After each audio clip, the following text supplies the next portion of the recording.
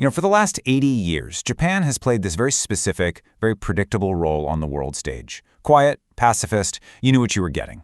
But what if that Japan, the one we all thought we knew, is just gone? Yeah, because back in 2026, a political earthquake didn't just shake up the government. It completely shattered the nation's identity, the one it's had since the end of the war. This isn't just a simple change in policy. We're talking about a fundamental shift in the entire character of one of the world's biggest powers. And right at the center of this storm, there's one person, Prime Minister Sanae Takaichi.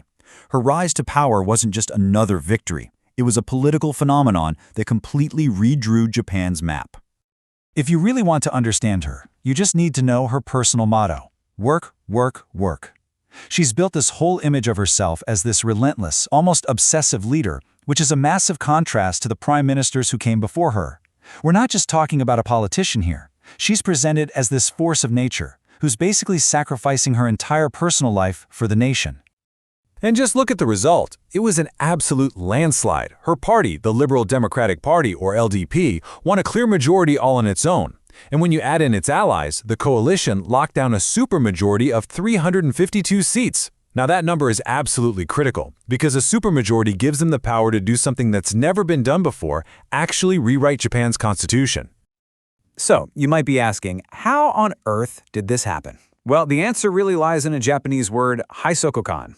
It's hard to translate perfectly, but it's this collective feeling of being completely trapped, a sense of suffocation after decades of a flatlining economy and one political scandal after another. Takaichi came along and promised to smash through that stagnation with decisive leadership, and boy, did the country respond. But here's where her appeal gets really fascinating. She's a master at projecting two totally different images at the same time. In the political world, she's the Iron Lady, tough, conservative, you do not mess with her. But online, on social media, she's known by this affectionate nickname, Sana, where you'll see people sharing stuff like her favorite snacks. This ability to be both this incredibly powerful leader and also a relatable person, it's a huge part of her success.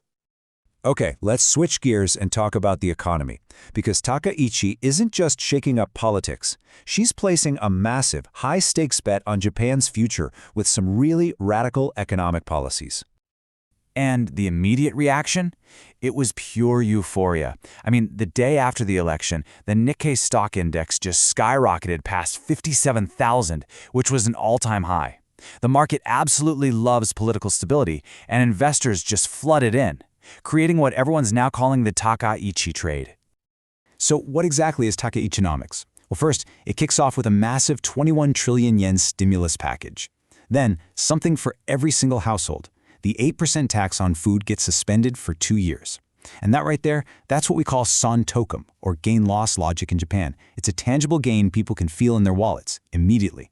And finally, huge government investments are being poured into strategic areas like AI, quantum computing, and very importantly, the defense industry. But here's the trillion-yen question, right? Japan's national debt is already the highest in the developed world, sitting at over 2.5 times the size of its entire economy. So how in the world can the country afford all this spending and all these tax cuts? And this brings us right to the heart of the debate. Her supporters are calling it defense Keynesianism, this idea that pumping massive amounts of money into the military will actually kickstart a whole new wave of economic growth. But critics are screaming, warning of a trust shock, remembering what happened in the UK when unfunded spending promises caused the market to just melt down. It is a very high-wire act with absolutely no safety net. And all that defense spending, well, it's not just about boosting the economy. This is where we get to the most controversial part of her agenda, fundamentally remaking Japan's entire role as a military power. To really get how radical this is, you have to understand Article 9 of Japan's constitution. It's the famous Peace Clause. It was written right after World War II, and it basically says Japan renounces war forever and is forbidden from having a traditional military. For 80 years, this has been the absolute bedrock of Japan's identity. But now, with that supermajority, Takaichi has a clear runway to change it. She can fast-track the whole debate in Parliament and then call a national referendum to amend the Constitution for the first time in history. All those legal and political hurdles that used to be in the way, they're gone. So this is the new playbook. The defense budget is set to double, to 2% of GDP. That's the global standard for major military powers. Japan is getting long-range counterstrike missiles, which means it can hit targets inside another country. The old rules on exporting weapons are being relaxed, and a brand new, powerful national intelligence agency is in the works. Every single one of these things is a complete 180 from where Japan has been for decades. So, how's the rest of the world reacting to this new, much more assertive Japan? Well, as you can probably guess, it's causing some serious shockwaves across the region, especially with its most powerful neighbor. The global reaction was split right down the middle almost instantly. The U.S., under President Trump, was thrilled. He personally congratulated Sanae. India's Prime Minister Modi called it a landmark victory. But on the other side, Russia immediately denounced it as resurgent militarism, and China's reaction was swift and painful: economic sanctions. And believe me, those sanctions have real-world consequences. China makes up about 20% of Japan's entire tourism industry. Beijing has now warned its citizens not to visit, which led to an estimated 500,000 cancellations. They also restricted exports of rare earth minerals that are absolutely essential for Japan's tech industry. The economic relationship is basically in an ice age now. But this isn't just about what's happening outside Japan's borders. Back home, Takaichi's agenda is forcing a really difficult and frankly overdue conversation about the trade-offs between national security and personal freedom. And the sharpest point of this whole debate is her plan for a new, really comprehensive anti-spy law. For years, Japan has been called a spy's paradise because our intelligence laws are so weak. Takaichi wants to change all that, but critics, like Social Democratic Party leader Mizuho Fukushima, are sounding the alarm, warning that this will create a full-blown surveillance state. And you can see the political battle lines drawn very clearly here. Her coalition is pushing hard for this law. They argue it's essential for national security, and it's a prerequisite if Japan wants to join the Five Eyes intelligence alliance with the U.S. and its partners. But the opposition parties are fiercely against it, terrified that it's just going to trample all over civil liberties.